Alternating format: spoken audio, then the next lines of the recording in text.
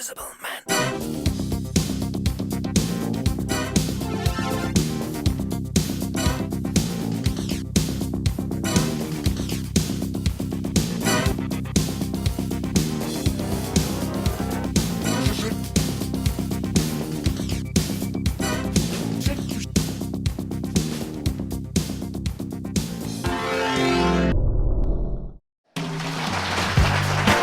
Ma esageriamo stasera.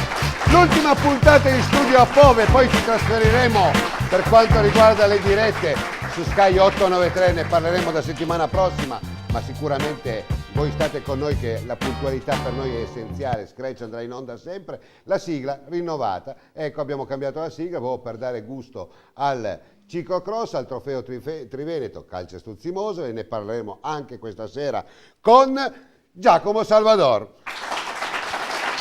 responsabile Veneto e vice responsabile per quanto riguarda la commissione di ciclocross nazionale. Insomma, partita di nuovo. Tu quando arriva l'inverno sei contento? Ma certamente, buonasera a tutti. Intanto è una passione, la porto avanti dal 72 perché sono dentro nella federazione del 72, è una cosa che è più forte di me. Ogni anno penso di smettere, ma poi che ce ne sono tanti qua che vogliono smettere ogni anno. I ragazzini, una cosa all'altra, quando si rinizia di nuovo a ottobre è sempre una cosa bella. Ne hai uno di fianco che si devono spellare le mani, eh? Allora, un applauso a Federico Zurlo.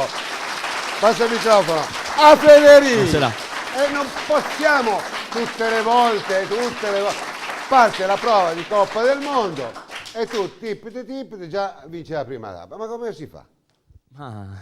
Pedalando. Cioè tu vai, tu vai col tuo passo, vai.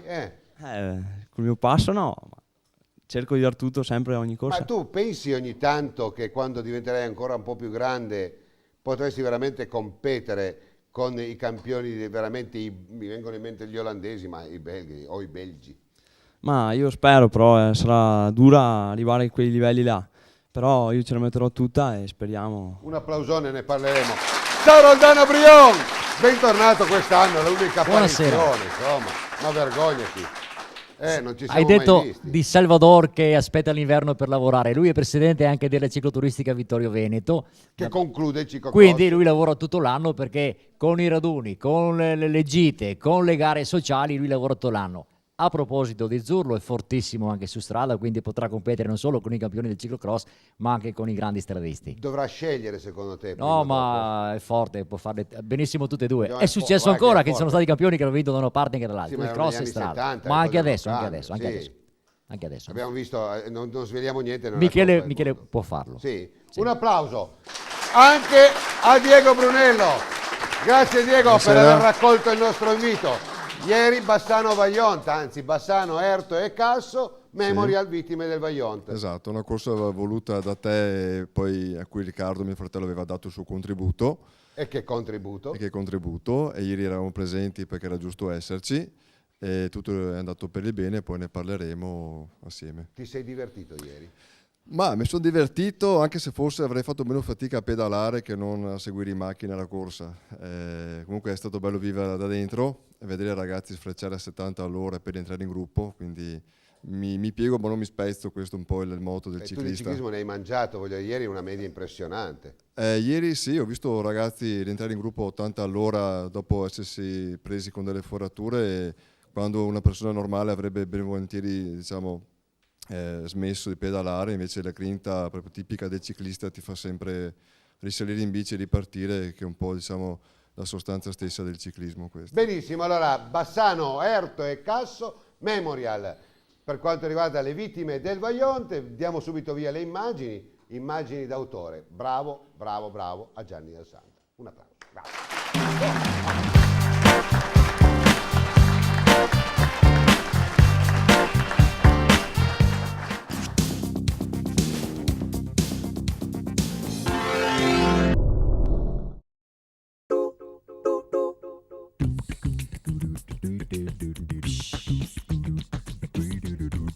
CD Cycling Shoes.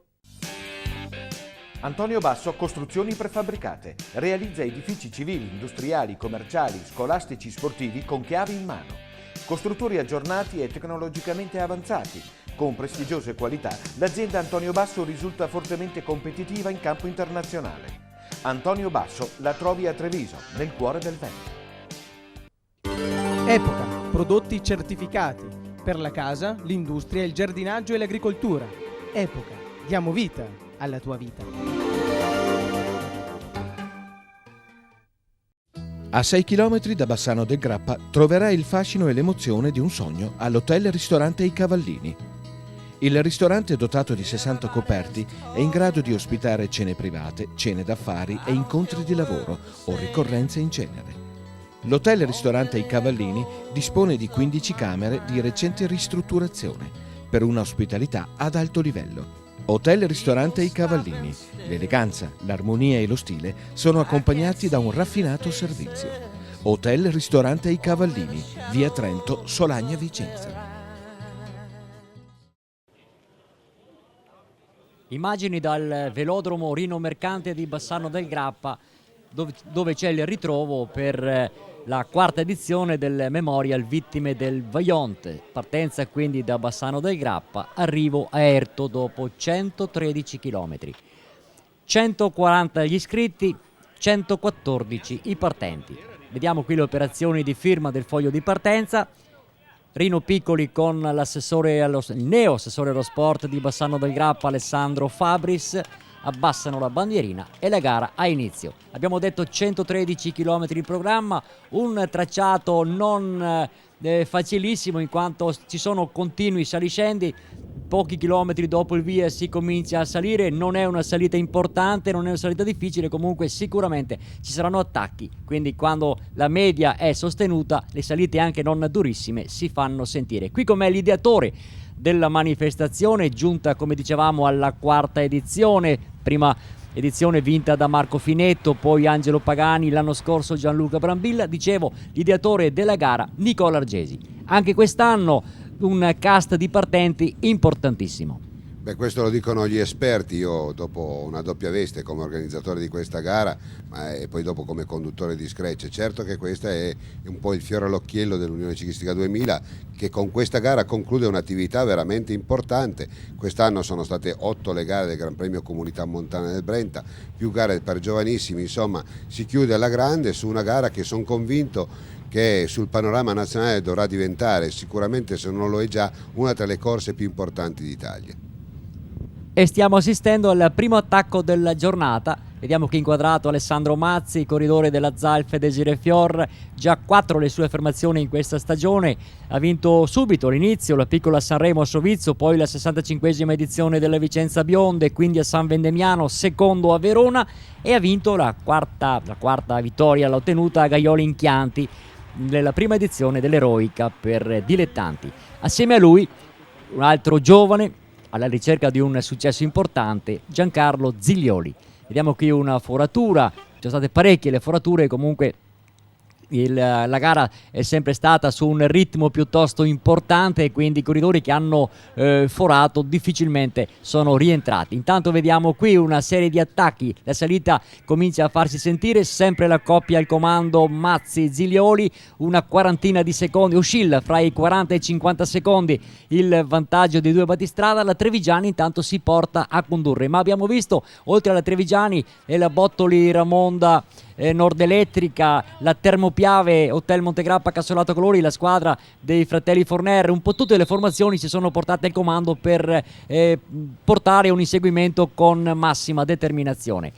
Un tracciato severo, dicevamo, non molto severo, comunque vista la media con cui stanno viaggiando i corridori, sicuramente anche le salite non durissime si fanno sentire. Sì, certamente Roldano, ma oltretutto questa è una gara di fine stagione, forse il chilometraggio non è esagerato, perché 113 km insomma è una cosa sopportabilissima per gli Under 23, però è molto importante aver trovato la scelta proprio dell'Under 23, non aprire ad Elite eccetera, cioè proprio Under 23 ha una connotazione particolare, una sua identificazione e quindi poi dopo per rispetto anche ai giovani talenti, che ne abbiamo qua tantissimi, tutte le squadre migliori del panorama nazionale ci sono e anche internazionale, ma insomma per portare quel messaggio che traghetta soltanto lo sport di coscienza, di prendere coscienza, perché il Vajont è una terra da rispettare e da andare quasi in pellegrinaggio, senza tanti fasti, senza tanta allegria, ma con quell'allegria moderata che soltanto lo sport in certi casi riesce ad esprimere. A proposito di presenze importanti, manca Matteo Rabottini, il campione italiano, ma abbiamo altri 3 campioni nazionali, vale a dire Evgeny Zuppa è il campione albanese, l'atleta della Bottoli, Andrei Nikita, campione nazionale romeno della Marchiol, e l'altro campione è Oleg Berdos, campione per la Moldavia della Brisot Cardin Bibanese. Siamo sempre sui battistrada, diciamo una bella galoppata, una cinquantina di chilometri circa. La loro fuga è durata, con un gruppo che non ha mai dormito, come si dice in gergo. Un gruppo è sempre stato molto attivo, come abbiamo visto. Le grosse squadre si sono sempre portate al comando a condurre l'inseguimento, però non sono riusciti con grande facilità a portarsi sui battistrada. Scale di Primolano, Gran Premio della Montagna, se lo aggiudica Zilioli che è sempre al comando con Alessandro Mazzi. Grande collaborazione alle spalle, come dicevamo, gruppo che si mantiene sempre sui 30-35 secondi. Ha rosicchiato qualcosa, però il vantaggio è ancora piuttosto importante, anche se manca parecchio alla conclusione. La gara, come abbiamo visto nelle edizioni precedenti, si snoda nel finale. La salita che da Longarone porta a Erto è quella la salita sicuramente che fa selezione, e i corridori attendono quella salita. Siamo sempre con i battistrada, ancora con Nicola Argesi. Corridori, diciamo, partecipano con grande soddisfazione, sapendo il fine di questa gara. E non soltanto, anche i direttori sportivi. Bada bene che non bisogna neanche fare tanti autoproseliti, insomma, di dire che siamo bravi. Noi qua avevamo tantissimi premi per i primi 10. Ahimè non c'erano rimborsi spese, e quando abbiamo fatto il discorso all'inizio della gara, veramente tutti i direttori sportivi hanno capito e inteso veramente il significato di questa gara. Appena abbiamo visto, qua sono le scale di Primolano, dove c'era tagliata, qua anche la prima guerra mondiale ha raccontato e disegnato delle storie veramente incredibili, ha proprio disegnato le pagine storiche della prima guerra mondiale, ma non soltanto, tutta la parte di Primolano, per poi dopo arrivare sulla Feltrina, insomma, a ricordi sia bellici ma soprattutto per la tragedia del Vajont. Quindi un plauso va veramente a tutti i direttori sportivi che sono venuti veramente con spirito pellegrino e soprattutto hanno capito l'interesse della gara qual era, e soprattutto i giovani. Questi giovani veramente non hanno, nessuno si è lamentato, anzi vedremo delle belle immagini tra poco, quando passeranno sopra la diga, che più di un atleta si volterà sulla destra per guardare quel manufatto che veramente ha portato tantissime vittime. Loro non erano ancora nati, comunque sicuramente ne avranno sentito parlare del disastro del Vajont, e chi non è del posto, che per la prima volta, eccolo qua, Zuppa, il campione albanese, diciamo, chi non è del posto, uno sguardo l'ha mandato alla diga. Intanto siamo con il pelotoncino all'inseguimento dei battistrada. Questo è Emanuele Boaro, eccolo qua, tenta da solo, grande pedalatore Boaro, secondo classificato l'altro giorno, una vittoria ottenuta quest'anno a Valeggio sul Mincio. Emanuele Boaro, ricordiamolo, la perla fra le sue vittorie, oltre al Guglielmo Tell in maglia azzurra. La sua vittoria più bella sicuramente è quella ottenuta alle Terme di Caracalla in occasione del Gran Premio della Liberazione. Siamo in un tratto di rifornimenti, vediamo grande attiva anche la squadra, molto attiva anche la squadra del Molino di Ferro Giorgione. Siamo con gli atleti della Moro Scott, abbiamo visto Grigorenko prima, l'ucraino Alexander Grigorenko in un bel assolo, anche lui nel tentativo di portarsi sui fuggitivi, di aumentare il ritmo. Grande trenate da parte di tutti i corridori, e proprio all'entrata di Belluno dei Feltre, scusate, c'è il ricongiungimento, quindi a Feltre transita il gruppo compatto. Tutto da rifare, una cinquantina di chilometri è durata la fuga di Mazzi e Zilioli, e il gruppo ritorna compatto, come vediamo qui dalle immagini. È il gruppo che ha perso qualche elemento causa forature, che poi non sono più rientrati, hanno trovato molta difficoltà a rientrare, perché, come già abbiamo detto, la media è sempre stata molto sostenuta. Eccoli qua, torniamo alla gara, si ricerca, quindi si sta preparando per un altro tentativo di fuga. Vediamo qui Bone Leon, l'equadoregno vincitore del trofeo Gianfranco Bianchin, corridore della Mantovani. Bone Leon ha già corso in Italia anche da Juniores, ha vinto 3 gare, ha vinto anche in terra di Francesco Moser a Palù di Giovo, e quest'anno è la prima, diciamo da dilettante, è la prima affermazione che coglie è un'affermazione importantissima come il trofeo Gianfranco Bianchin. Eccolo qua il gruppo, ancora una serie di scatti e controscatti, vediamo dalle immagini in media sempre molto sostenuta, non c'è mai stato un gruppo allargato, un gruppo che si può pensare che abbia concesso spazio a Mazzi e a Ziglioli, invece no, Mazzi e Ziglioli sono stati molto forti e il gruppo è sempre stato all'inseguimento con determinazione. Intanto vediamo, ci prova da solo anche il corridore della Concrete San Marco Caneva, eccolo qua, prova un tentativo magari per giungere ai piedi della salita con un leggero margine di vantaggio. La formazione di Ezio Piccoli orfana per non in grandi condizioni fisiche Sergei Papok, il bielorusso che ha trionfato in questo fine di stagione dopo una frattura che l'ha fermato per qualche mese, e siamo sul pelotoncino di testa. Si forma questo gruppettino, una ventina di corridori, quindi c'è ancora spazio per qualche attacco importante in vista della salita che porta da Longarone a Erto. Eccolo qua il gruppo, un gruppo ora che si trova sulla scia di un drappello di una ventina di atleti, ma il margine è molto esiguo, quindi ancora con facilità il gruppo ritornerà compatto. Marco Coledan, anche la Trevigiani, la squadra di Roberto Zoccarato, è stata molto attiva. Qui siamo con i corridori del Moro Scott, si tratta del giovane Omar Pauletti. Pelucchi intanto guida il gruppo, altro corridore plurivittorioso in questa stagione, grande lavoro per tutta la formazione di Mirko Rossato. Abbiamo visto sempre le maglie della Nord Elettrica Bottoli Ramonda nelle primissime posizioni, sempre per controllare la gara. Ancora Boaro, questo è il campione veneto Cavasin, atleta della Marchiol. E vediamo sempre la Bottoli, Pelucchi che guida. Gruppo allungato significa che la media è molto sostenuta in queste strade piuttosto ampie. Eccolo qua il corridore Bonan, atleta della Moro Scott.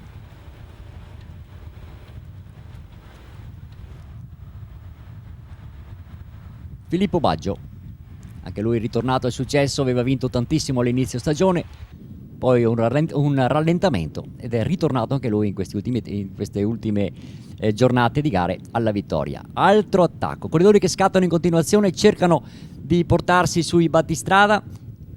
Questo è Nikita, il campione romeno, Andrei Nikita, anche lui da juniores qui in Italia, ormai possiamo dire un italiano a tutti gli effetti. Bella la sua pedalata, corridore alla ricerca anche lui del successo, anche se ha ottenuto tanti piazzamenti. Grande pedalatore, ottimo fisico, e vediamo che si accoda al pelotoncino al comando che però vediamo corre un po' allargato, non c'è grande accordo, corridori che si stanno preparando per lo sforzo finale. Nicola, anche pubblico tantissimo su Longarone, da Longarone a Erto, tutta la salita.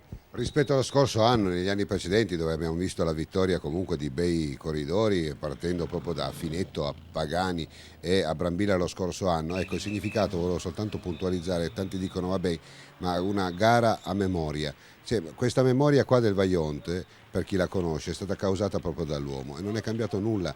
Non è cambiato nulla se pensiamo all'Aquila con il terremoto, con delle case che sono cascate come se fossero di sabbia. A Messina anche là una tragedia che era comunque annunciata. Ecco, bisogna far capire a questi giovani e ai direttori sportivi che stanno venendo veramente copiosi in questa gara e stanno prendendo coscienza che comunque non è che quella grande catastrofe abbia insegnato qualcosa. Fin quando ci sono interessi, anche piccoli oppure grandi, anche i privati che costruiscono case dove non vanno costruite, ecco succedono queste disgrazie, e di questi giorni quella di Messina, tantissime anche lì le vittime. Bisogna cercare che grazie allo sport portare coscienza ai nostri giovani. Ce ne sono parecchie gare a ricordo, a memoria, ma tutte tranne questa a memoria dei caduti. Ce ne sono parecchie in giro per l'Italia per ricordare gli eccidi che ci sono stati nella prima e seconda guerra, ma di questo tipo, di questa catastrofe, è l'unica che vuole ricordare le vittime. proprio causate dall'uomo, come hai detto, del Vaillant in questa occasione. Siamo sempre con il pelotoncino che si è formato al comando. Ecco un'immagine della diga vista da Longarone, corridori che adesso gireranno a destra e inizieranno. Cade Boneleon, va a sbattere in un segnale, forse non se n'era accorto, un vero peccato perché era uno anche lui fra i favoriti di questa gara. Bonaiti cerca l'assolo appena comincia la salita, quindi i corridori si sono lasciati Longarone alle spalle, iniziano la salita verso la diga e dalla diga poi verso il traguardo finale posto a Erto. Quindi Denis Bonaiti, eccolo qua, il corridore della bergamasca Kolpak Denardi, prova in solitudine, vediamo la Zalf e Desiree Fior si pone all'inseguimento, la Bottoli Ramonda pure, quindi si stanno organizzando le squadre in questi 6 km di salita che da Longarone portano a Erto, salita anche piuttosto importante. Vediamo che Pagani, secondo al finale del Val d'Aosta, aveva indossato la maglia per quasi tutte le gare, ha persa proprio nel finale. Quindi eccoli qua, tutti i migliori si presentano nelle primissime posizioni in vista poi dell'attacco finale. Zalf e Desiree Fior abbiamo visto che aveva provato in più occasioni con Mazzi subito, poi aveva cercato Boaro, non riescono i corridori a far selezione a differenza delle scorse edizioni quando c'era una grandissima selezione. Quest'anno invece il gruppo ha concesso pochissimo, appena qualcuno cercava l'attacco pronti ad inseguire, quindi grande determinazione alle spalle proprio per non concedere largo margine a nessun corridore. E il gruppo, vediamo, anche se ci sono attacchi, il gruppo che si mantiene sempre a una manciata di secondi pronto per rientrare. Nicola, siamo ormai alla fine. Questa è la galleria adiacente alla diga, un momento molto particolare, molto significativo. Tra poco troveremo anche il monumento alla memoria. Ecco, vediamo questo ragazzo che girerà la testa verso destra, lo vediamo in questo momento, a dare una sbirciatina a quella diga. Bravo Gianni Dal Santo che ci offre delle immagini sempre molto puntuali. Ecco, il ciclismo serve anche per questo, cercare di portare cultura, cercare di portare sensibilità attraverso il dialogo, attraverso anche delle forme sportive e attraverso le immagini. Ecco, quello che non stanchiamo mai di dirci noi, il bello deve essere premiante e noi il bello lo abbiamo fatto in questi anni. Gianni Dal Santo ha offerto questa grande possibilità e questa grande sua eccellenza di sapere esattamente dove cogliere e come cogliere nel segno, sia come immagini dal pathos, come vediamo per quanto riguarda documentare la gara, ma anche per vedere queste bellezze e a volte per denunciare anche atteggiamenti dell'uomo. Voglio ricordare che i corridori in questo momento stanno pedalando non su una strada ma sulla frana, 270 milioni di metri cubi di roccia, di montagna sono proprio precipitati e loro stanno passando proprio sopra la frana.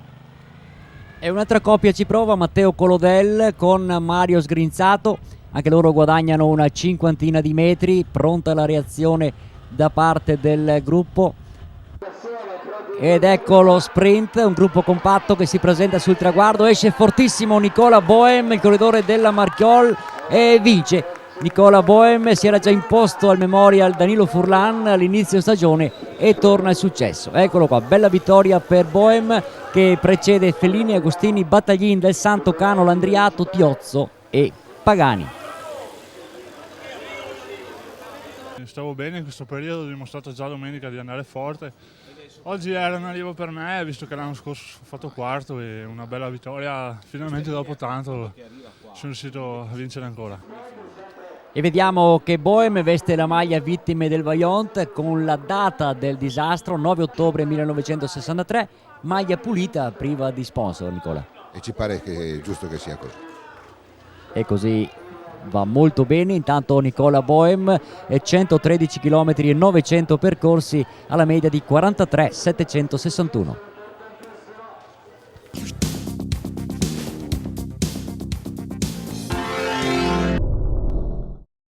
Poche belle cifre, ma sono delle mamme.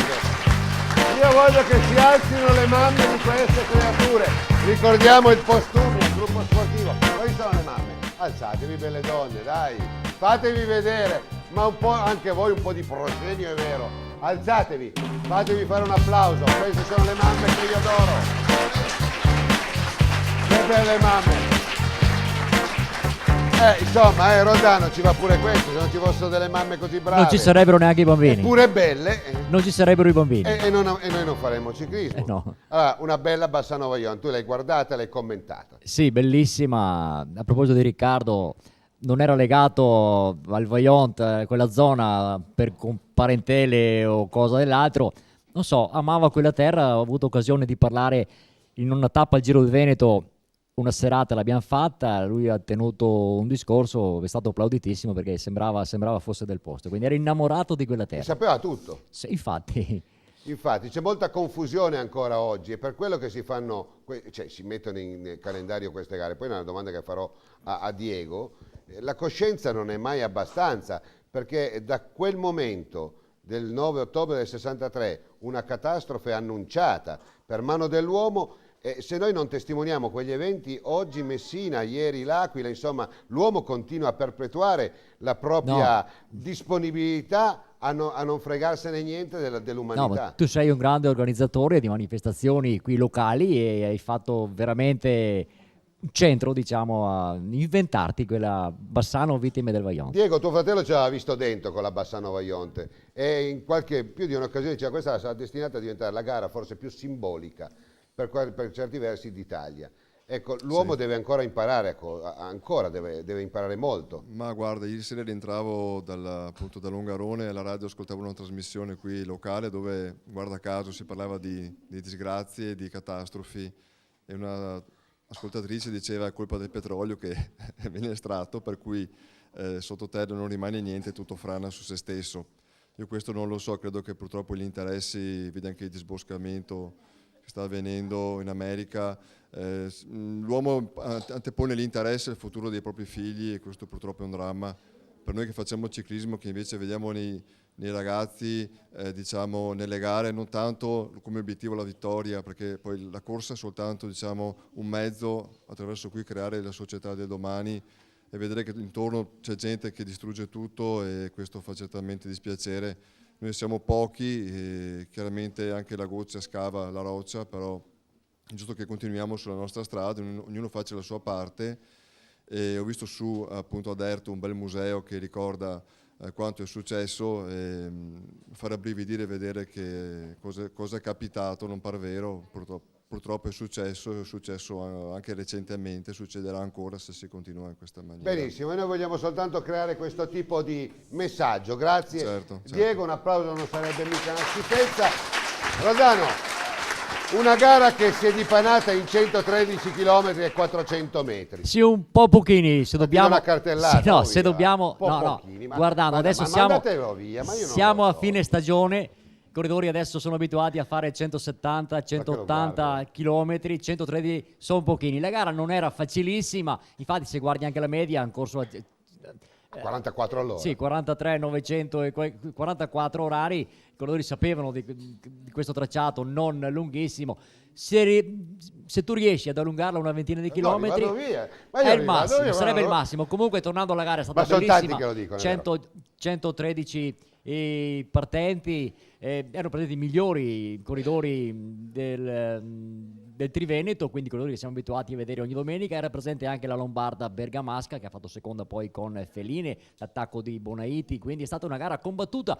Possiamo dire sono stati 100, per chi l'ha vista nelle immagini o chi l'ha vista dal vivo, sono stati 113 km fatti in apnea, sempre a tutta. E grazie a Mamma Rai che ha dato il proprio contributo, che ogni anno ci tengono, la mettono in onda, quindi credo che questo sia un valore aggiunto. Sì, ma merita. Ecco, allora corrono comunque i ringraziamenti per chiudere questa pagina bellissima della Bassano Erto e Casso, con il sindaco Pezzin sempre in testa, un salutone, ma Armando Edelvigi per quanto riguarda Radio Corsa è stato eccellente, non si è perso un attimo di Radio Corsa neanche su Aerto. E Egidio Daminato, un grande uomo di sport che pur essendo andato in pensione, pensate, come giudice di corsa, di gara, però ha voluto essere testimoniare con la sua presenza. Ce ne sono molti, veramente tanti da ringraziare, ma soprattutto tutti all'Unione Ciclistica 2000.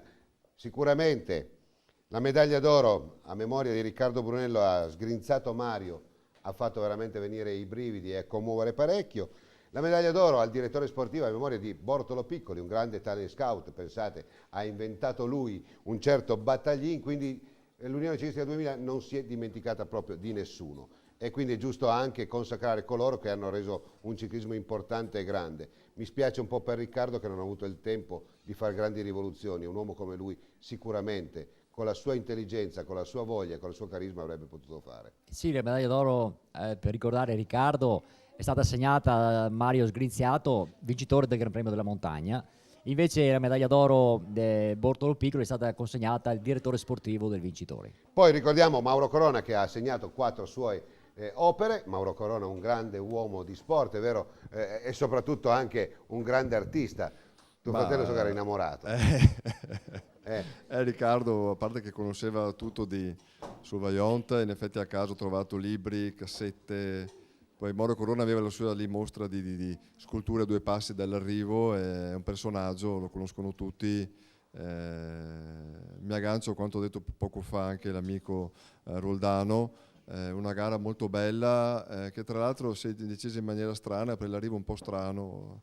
La volata l'hanno fatta praticamente al piano di sotto, al tornante di sotto. Perché sono andati via come dei fulmini. Poi il tornante, quello prima dell'arrivo, l'hanno preso a tutta e chi era davanti poi di conseguenza ha vinto. Chiudiamo con i ringraziamenti per questa bellissima gara di ciclismo di Under 23.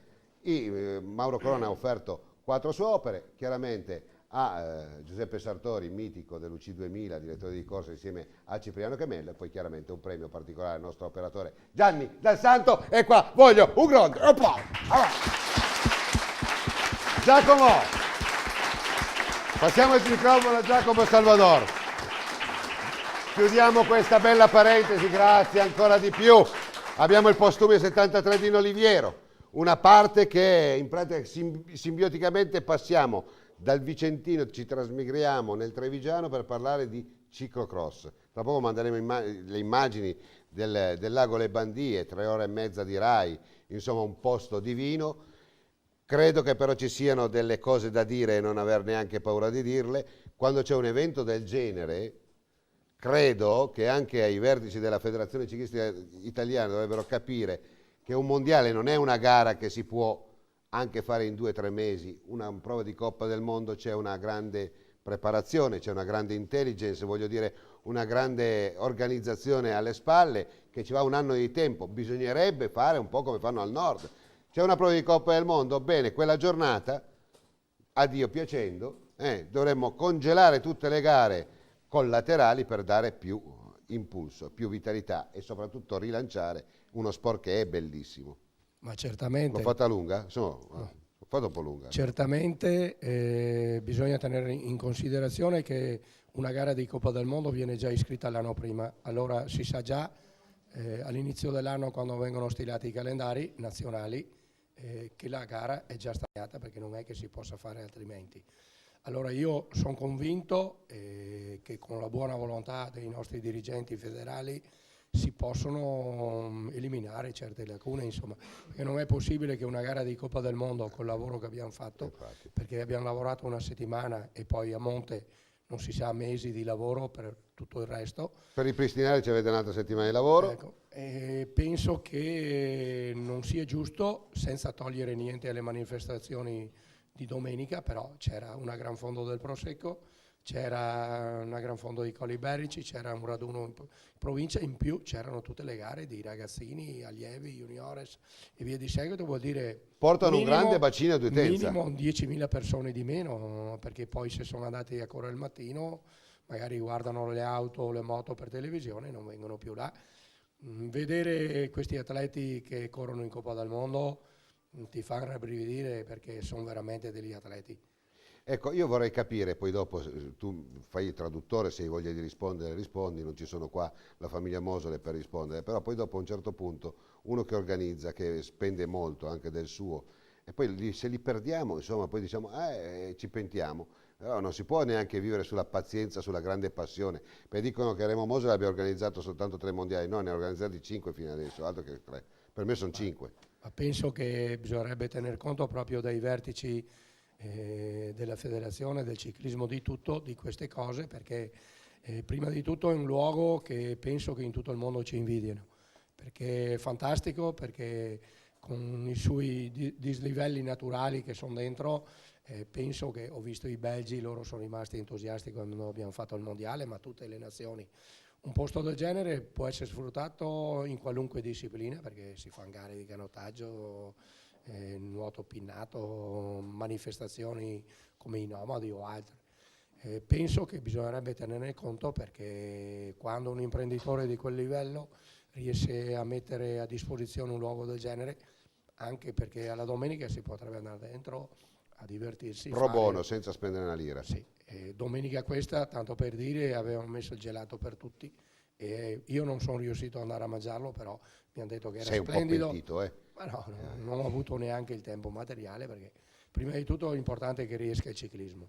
Poi quando avremo fatto bene quello, ci possono essere anche le altre cose, insomma. Se non gli fate un applauso, Giulio, grazie. Mandiamo via il servizio. Io prima vorrei mandare via le voci del mondiale, le voci della prima prova di Coppa del Mondo delle Bandie, per farvi assaporare il clima che veramente si avverte in quel luogo. E intanto è soprattutto il clima che i tifosi portano in quel luogo in una giornata di grande festa. Come diceva Giacomo Salvador, tante volte è un po' la, diciamo così, la stupidità umana, forse a volte non si accorge che rischiamo di farci del male da soli. Nel ciclismo siamo bravissimi, quindi le voci del Giro, Gianni, facciamo le voci del Giro. Vado a prendere il calendario.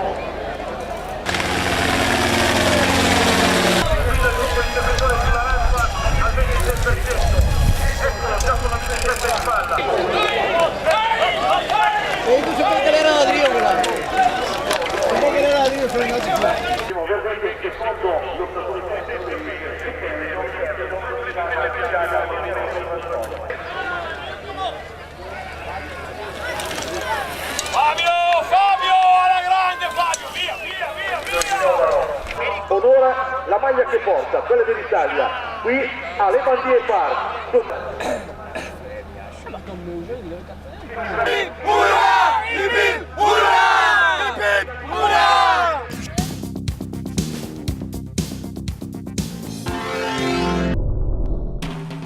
Dai, continuate, dai, avanti, andiamo. Ma guarda che belle mamme, guarda che rossa, Guarda che sono belle queste mamme qua. Una volta non erano così belle le mamme. La mia mamma era bella perché era bella per me, però non era così. Sarà che non sono le mie mamme, però sono delle belle donne, è vero. Bisogna organizzare più gare per bambini, secondo me. Giacomo.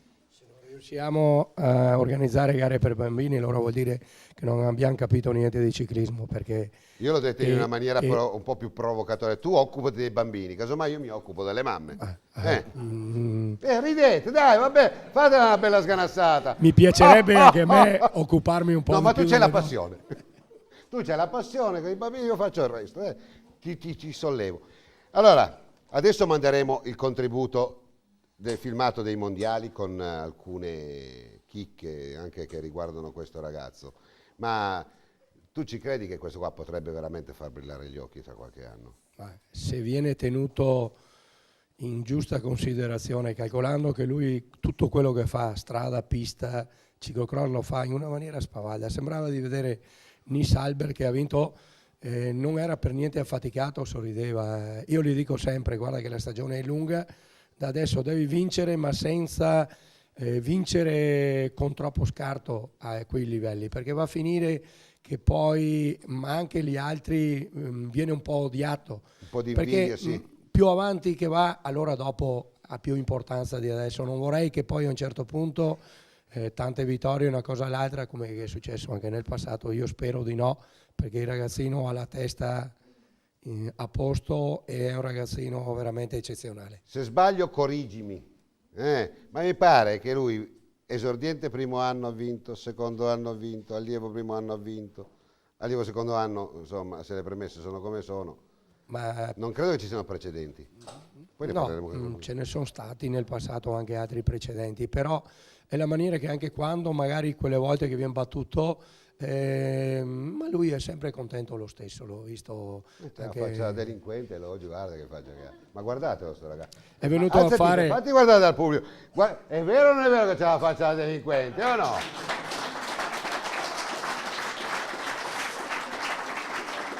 Però io gli voglio un bene mostruoso.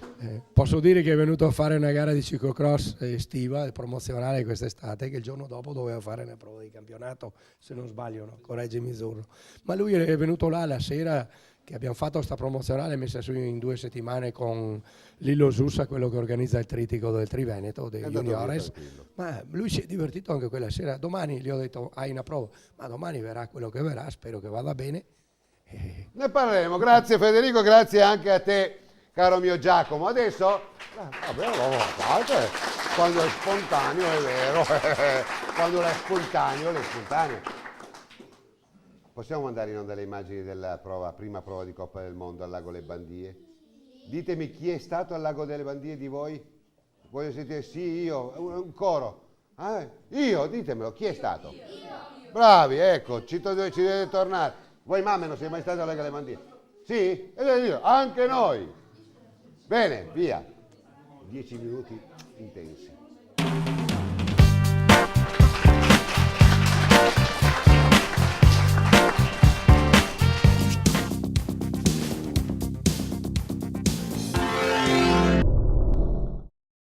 You ain't nothing but a hound dog, you're crying all the time. You ain't nothing but a hound dog, crying all the time. Well, you ain't never caught a rabbit and you ain't no friend of mine. Well, they said you was high class, well, that was just a lie. Yeah, they said you was high class, well, that was just a lie. Yeah, you ain't never caught a rabbit and you ain't no friend of mine. Il ciclocross chiama e Remo Mosole risponde. È partita la stagione ciclocrossistica 2009-2010 e a quanto sembra pare sia partita con il botto. Nella meravigliosa cornice delle Bandie di Spresiano tutte le categorie interessate al 30° trofeo Triveneto si sono misurate sul percorso dei mondiali del 2008, aprendo di fatto la prima prova di Coppa del Mondo di ciclocross, dove ancora una volta abbiamo assistito allo strapotere del belga Albert Nilse nella prova Elite. Solo 13° il portacolori della nostra nazionale Enrico Franzoi, ma il tempo per riscattarsi c'è, anche perché il pupillo nazionale da questo anno ha deciso di svolgere la propria carriera dedicandosi a tempo pieno al ciclocross. Diversa sceneggiatura per le donne elite, dove la statunitense Catherine Copton si aggiudica con grande piglio la prima prova targata Bandie. La nostra Eva Lechner si è dovuta accontentare della 11ª piazza. Ottima la terza posizione dell'affidabile Cristian Cominelli, che ha ottenuto una brillantissima terza posizione piegandosi solo su Petrus Labomir, secondo, e lo slovacco Robert Gavenda, primo assoluto. La Francia con Emilien Viennet si aggiudica la corsa dedicata alla categoria juniores, ma per gli italiani tira una buona aria con Righettini, Casagrande, Lorenzon, Sottocornola, Samparisi, Acquaviva, Scapolan, Guerrini, Braidot, Terzaiol ed infine Lenti fanno ben sperare in un futuro ricco di soddisfazione. Il tutto ci fa entrare nello scenario del 30° trofeo Triveneto, Gran Premio Calcestruzzi Mosole, dove ha visto esaudita la volontà di Remo Mosole e famiglia di far partecipare all'interno della competizione mondiale tutte le categorie interessate a questo prestigioso trofeo, dove sono impegnati atleti provenienti da tutta Italia. È chiaro a tutti che l'idea di far partecipare tutte le categorie all'evento mondiale sia una di quelle idee da considerarsi geniali. Avvalorano questa tesi gli atleti iscritti che non si sono fatti scappare questa opportunità sfruttata appieno da Marco Zanella del gruppo sportivo Mosole, che nella categoria esordienti vince la prima tappa del Trofeo Triveneto imponendosi su Rocchetti e Franzolin. Allievi primo e secondo anno vedono Federico Zurlo imporsi su Luca Mavaracchio, terzo assoluto ma primo nella categoria allievi. Al primo anno si è imposto Gioele Bertolini. Per quanto riguarda le donne esordienti, primo acuto di Laura Bellucco della Cicli Fiorin de Spar. Le donne allieve vedono protagoniste Alice Maria Arzuffi in seconda posizione, Chiara Mercante, ed in terza posizione si piazza Asia Paladin, sesta assoluta ma prima delle allieve, primo anno, è Beatrice Camatta della Moroscot Bicycle Line. La campionessa del mondo Ilenia Lazzaro si impone nella categoria Elite, Maria Giulia Gonfalonieri nella categoria Donne Junior, mentre la Doris Armand guida la classifica del Trofeo Triveneto nella categoria Under 23. Chiudiamo la parentesi rosa con Mara Dal Borgo, prima assoluta nella gara Open, guida così la classifica della categoria Master Woman. La Selle Italia Guerciotti con Emanuele Simoncini guida la classifica juniores grazie alla splendida vittoria del Lago Le Bandie. La speciale classifica della fascia 2 vede in testa Flavio Zoppas della V-Motorsport, mentre nella fascia 1 Paletti Michele su Cusin e Daros. Dopo questa sintesi della giornata delle Bandie, l'appuntamento è per domenica 11 ottobre a Buia, in provincia di Udine, con la seconda prova del Trofeo Triveneto Gran Premio Calcestruzzi Mosole, e che lo spettacolo abbia inizio.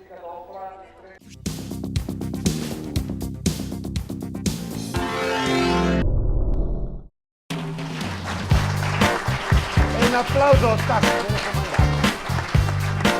Abbiamo visto che belle immagini. Beh, insomma, quello io l'ho sempre... Il primo anno, qualche anno fa, ho visto questo teatro stabile, molto subito, il teatro stabile del ciclocross.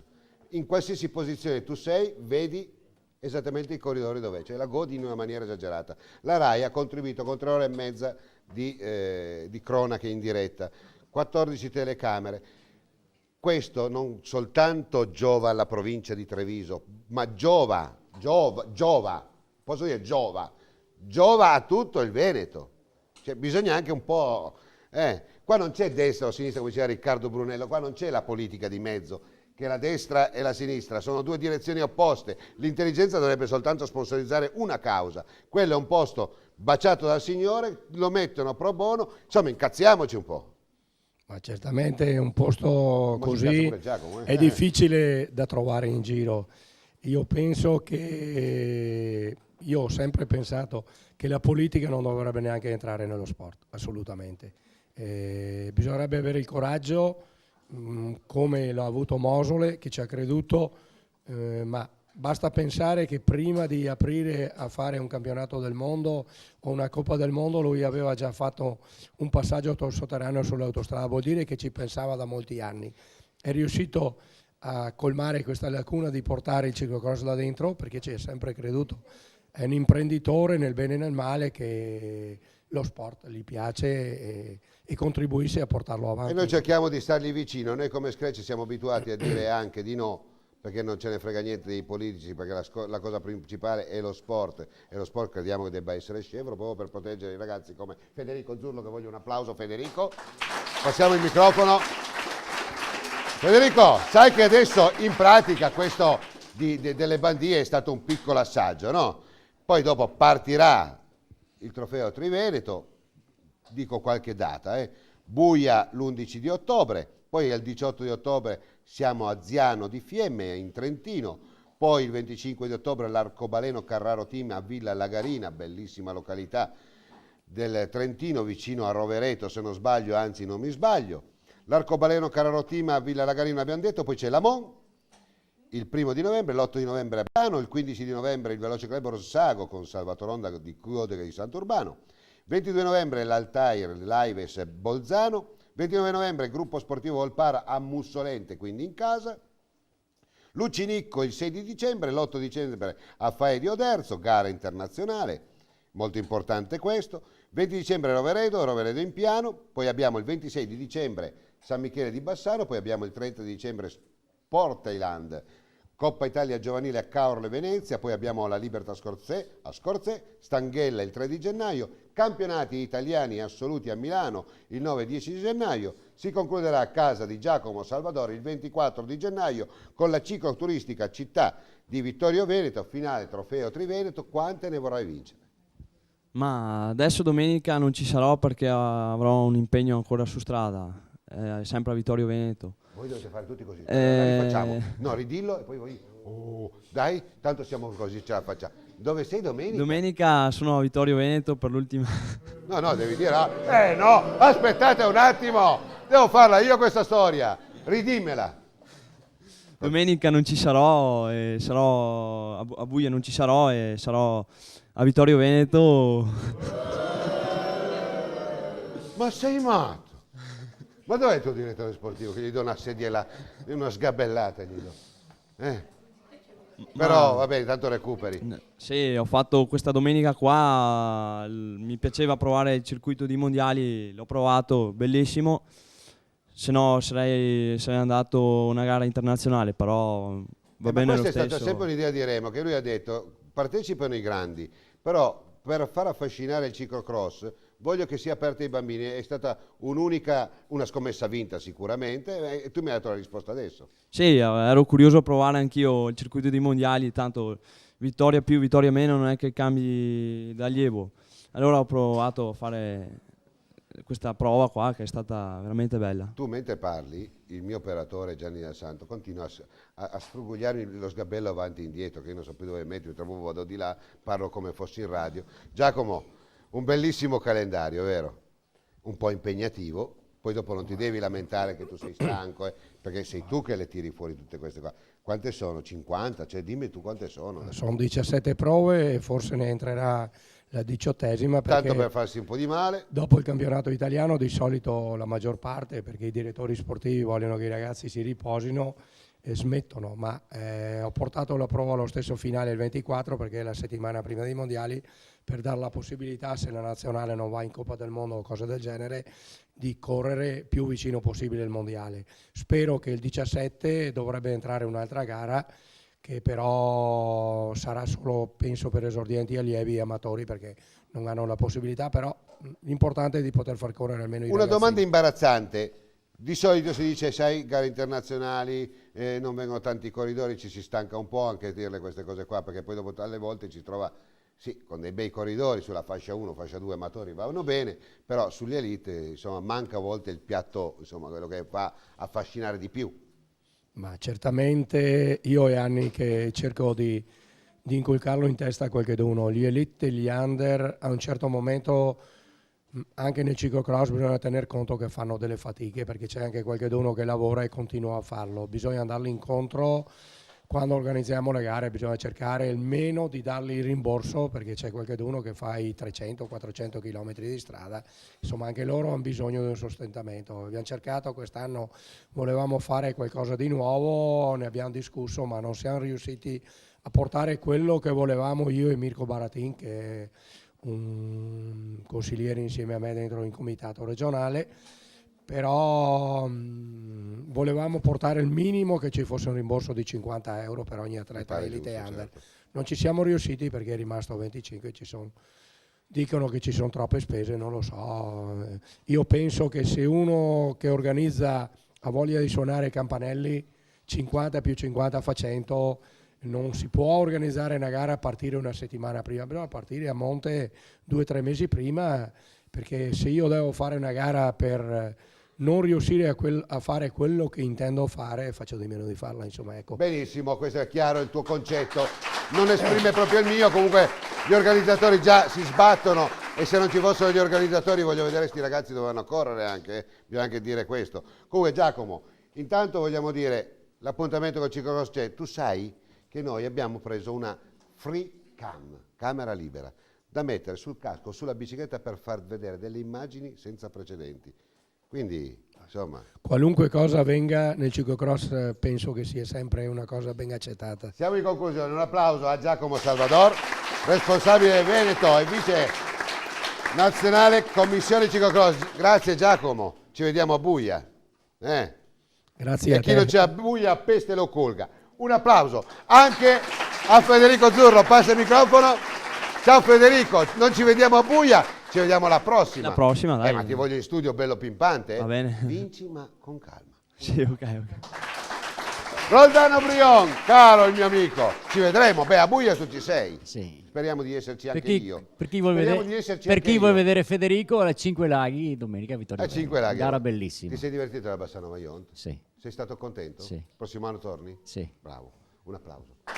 Diego Brunello, il mio caro amico. Grazie per essere stato presente alla Bassano Erto e Casso, te e la tua famiglia. Ti ringrazio. Siete stati Grazie. molto molto carini e molto vicini anche all'organizzazione. Ci vedremo l'anno prossimo. Ma, no, speriamo di vederci anche prima. Anche prima, senz'altro. Qualche magnata. Ce la faremo. E un grazie da questo nostro piccolo salottino di Povo del Grappa. Visto che ci trasferiremo altrove, ve lo sapremo dire settimana prossima, comunque, settimana prossima stesso orario, stessa emittente. Questa emittente che ci accompagna da 12 anni senza mai aver tradito. Quindi un applauso va fatto veramente al dottor Luigi Giacomuzzi che ci sopporta da 12 anni e tante volte riesce anche a toglierci le castagne dal fuoco. Quindi grazie a Milano Sat, a Televeneto, con qualche sorpresa per quanto riguarda settimana prossima. Come al solito, stesso orario, stessa emittente con delle novità che ve le sveleremo settimana prossima. Questo gentile pubblico, guarda, un applauso al GS Postumia. A Emilio Antonello e Giancarlo Pauletto e con tutto il cuore buona vita a tutti e a settimana prossima. Grazie.